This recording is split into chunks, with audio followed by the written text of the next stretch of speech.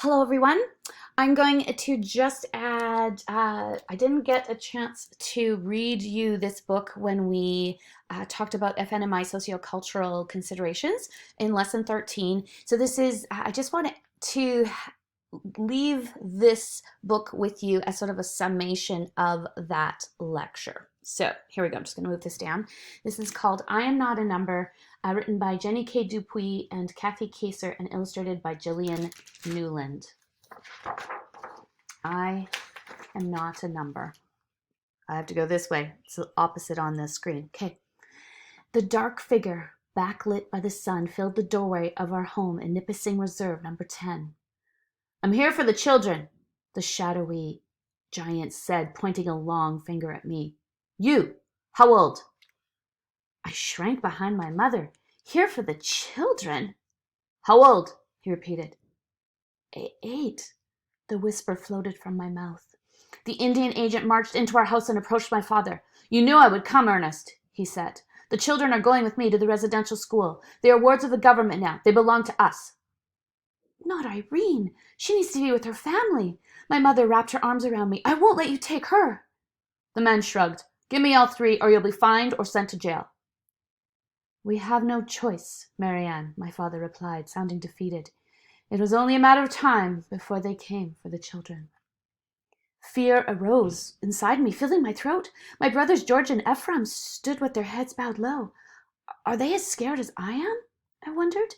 My other brothers and sisters, those too old or too young to be taken, huddled together, watching. My father pulled my 2 brothers and me into a semicircle before him. This man will take you to live in a school far away from here, he said in his soft, calm voice. We don't want to let you go, but it's the law. We have to. But why are you letting him take us? I cried, pulling away. My father's hands trembled and tears pooled in his eyes. My loving father, chief of the community, strong and wise, turned away without answering. Hurry up! The Indian agent was becoming impatient. My mother gathered food into 3 small packets. Something for their journey, she explained as the Indian agent tapped his watch. Mom, I asked, are you coming with us? She shook her head. But who will look after me? I cried. There will be teachers and nuns. My mother said you will learn many things at this school. Something in her voice, a quiver, a hesitation, made me doubt that this was true. My dread turned to panic. I don't want to leave you, I whispered. My mother pulled me up against her, and I buried my face in the folds of her dress, pressing her tighter until there was no air between us. I couldn't let go. The Indian agent opened the door and motioned for us to come. Mom pried my arms from around her back and kissed the top of my head. I grabbed the back of George's jacket and stumbled after him as he stepped toward the door. At least I had my brothers with me. I made a silent vow that we would stay together. As we walked into the sunlight toward the waiting bus, my mother ran forward. Look after each other, she cried. Never forget home or our ways. Never forget us. Never forget who you are. I turned one last time and gazed at her through blurry tears. How could I possibly forget my parents? How could I forget who I was? But then how could I possibly guess what awaited me at the residential school? Girls, follow me. Boys, you will go into a separate building. A tall nun named Sister Mary stood at the entrance of the imposing brick building. My heart sank into my stomach as the boys were led away. No chance for goodbyes. The tiny spark of safety I'd felt in being with my brothers flickered and died. I turned back to face Sister Mary, feeling more alone than ever. My name is Irene Cauchy, I told her. My voice was small, but I held my head high and clasped my hands together so that no one could see they were shaking. Sister Marianne's eyes narrowed to slits. We don't use names here. All students are known by numbers. You are 759. I am not a number. I am Irene Cauchy, daughter of Ernest and Marianne Cauchy. I will never forget who I am. I was hurried to the showers with the other girls who had arrived with me. We stood in a group as icy water pricked our bodies. Sister Mary hovered over us. Make sure to scrub all the brown off. She must like lighter-skinned girls better, someone next to me whispered. I stared at my dark arms while Sister Mary scrubbed them with foul-smelling soap. After I was dry, she handed me a plain gray dress, knitted stockings, and a pair of black leather shoes. Dressed in my new uniform, I was taken to a small room and ordered to sit in a low stool. The worst was still to come. Sister Mary wrapped a cape around my head. "Now let's get rid of that hair. Sit up straight," she ordered. Her sisters chewed through my long black hair, and I watched my locks fall in a pool around me. This meant much more to me than a haircut, though I could never explain that to Sister Mary. Back home, long hair was a source of pride. We cut it when we lost a loved one. Now it felt as if a part of me was dying with every strand that fell. Several days later, I sat with the other girls at a long wooden table, staring at the bowl of porridge in front of me. It was gray and lumpy and looked like the plaster my father had once used to fill some cracks in our wall. Next to the porridge was a piece of stale white bread. I thought of my mom's freshly baked loaves of homemade strawberry rhubarb jam. Back home, we had never had much, but we were never hungry. Here, my stomach gurgled, calling out for food. "Eat!" Sister Mary's stern voice cut into my thoughts. I forced some bitter, gritty mush down my throat. The smell nearly made me gag, but I remembered the warnings of the other girls. If you don't eat your meal at breakfast, they will serve it to you for lunch, and if you throw it up, you will have to eat the vomit. I raised spoonful after spoonful to my mouth and willed myself to keep it down. "I'm so hungry," the girl opposite me groaned. I broke off a piece of bread and leaned across the table. "Here," I said, "I don't want this." She smiled and reached for it gratefully. "Miigwech. Miigwech gigin," I whispered back. I didn't see Sister Mary until she was almost on top of me. Thwack! A big wooden spoon came down hard across my shoulders. I yelped in pain. "That's the devil's language," she shouted. "We don't speak it here." She grabbed my arm and hauled me up the stairs. Sister Mary's strides were long and fast, and I stumbled behind her, trying not to fall. I had seen other girls pulled along like this. Lessons. That's what the sisters called it when one of us needed reminding about the rules. I was terrified of what awaited me in the room at the end of the hallway. Sister Mary shoved me into a chair and turned away to fill a bedpan with hot coals from the stove. "Show me your hands," she said. "Please don't hurt me," I whispered. "Show me," she demanded. There was no escape. Slowly I extended my arms straight out as Sister Mary lowered the hot bedpan onto my skin. I wanted to scream. Instead, I dug my teeth into my lower lip and squeezed my eyes shut as tightly as I could, counting the seconds until the sister lifted the pan. "That'll teach you to speak English here. You should be ashamed of yourself."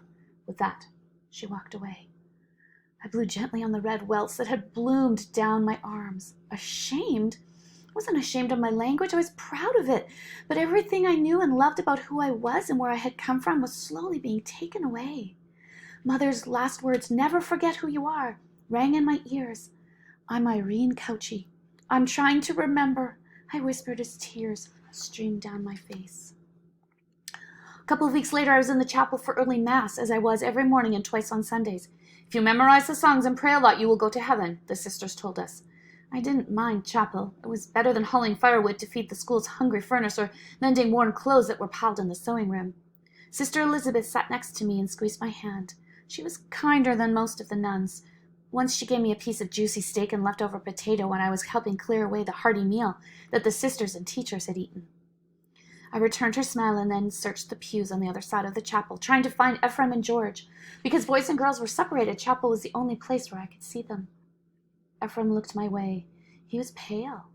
"Are you okay?" I raised my eyes, silently asking the question. He nodded slightly and then leaned forward in his seat as if he were asking about me.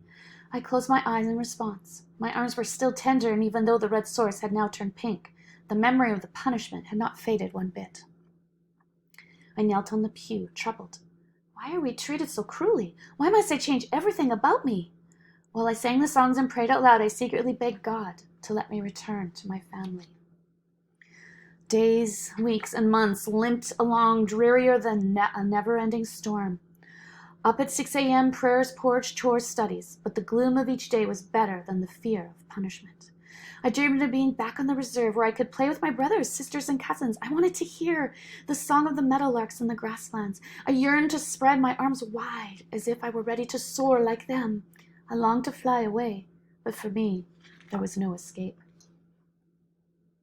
Just as I was beginning to believe that my time at the school would never end, an announcement was made that lifted my spirit. We were going home for the summer. Home. I hadn't said that word for so long. Would my house look the same? Would my parents know me? I had not heard from them all year, hadn't been allowed to write or receive letters. "It's evil out there," Sister Mary told us. "We can't have you mixing with the outside world." But everyone knew that the nuns were afraid of our families would learn how we were being treated. When I saw my parents standing in front of our house, I knew that home was as it has always been.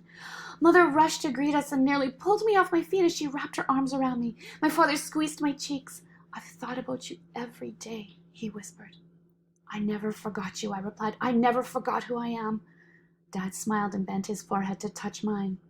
That evening we sat down to a feast of meat pies and fried pickerel. Wanting us to take as much food as we liked, my mother urged us on, saying, "Get on, get on." I piled extra fish onto my plate, realizing that I had not heard my Ojibwe language spoken in nearly a year. "Miigwech," I replied. The words I knew so well felt strange in my mouth. But at night, when I put my head upon my pillow, I was haunted by images of Sister Mary chasing me down a long hallway with a leather strap in her hand. I bolted awake and tried to stop my heart from pounding. Finally, I got out of bed and sat by the open window, where the familiar sound of water lapping up on the lake shore calmed my breathing. But the nightmares did not end there. I knew that all too quickly the leaves would turn from green to bright red and orange, signaling that the time when the living nightmare of that horrible place would be upon me. "Don't make me go back, please," I pleaded with my parents. I had slowly begun to tell them what had happened to us at the school. Dad's eyes darkened when I talked about Sister Mary's lessons, and Mum covered her ears and could not bear to listen. "I need to find a way to keep you here," my father said. "We must have a plan." I clenched my hands into tight fists. "Yes, we need a plan, but what?" "But if we disobey, what will they do to us?" Mum asked. "Let them do what they want," Dad said. "We won't send our children back to that place. We'll hide them. Make sure the Indian agent can't find them." We all started to talk at once. We could hide upstairs in the bedrooms, but the Indian agent would search every corner to find us. We could hide behind the house, but we would be easily spotted back there. We could run to the lake and hide among the reeds, but no, they were not thick enough to conceal us. Then Dad suggested something. "You could hide in my shop." My father had a taxidermy shop on our land that was close enough to run to, yet separate from the house. Will it work? I wondered. Will my father's shop give us the protection we need? I looked at my brothers and at my parents. We nodded our heads in quiet agreement, a silent pact. We had a plan, and the summer was slipping away. When the dreaded day arrived, I was in the yard helping Mum hang laundry. The wind blew my hair around my face. My hair was growing. Soon it would reach down my back. "He's coming!" My older sister's shout cut through the air. I dropped the laundry basket and peered around the corner of the house. There he was, my kidnapper. The same Indian agent who had taken me away a year earlier was marching up the road, one determined step after another. Mum froze in place, looking as frightened as I felt. Then my father ran out the back door with Ephraim and George just ahead of him. "Irene!" He grabbed my shoulders. "You and the boys go and hide in the shop." My feet would not move. "Don't let him take me away," I begged. "Run!"